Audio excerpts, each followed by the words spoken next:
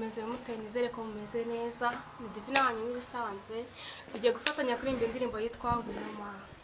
Twagiye nugerayo bazaguha amata baguha imengero usomeza inshyushyu n'umutobe uzakumara inyota kandi nimugurezi hose abana. Urihe mwanurira urihe ngo nkuhose ndifuza ko wazi wacu mu mata bateza datemba mu biganza bikabamariza naya nyambi nogeye amaso naya nyambi nogeye amaso.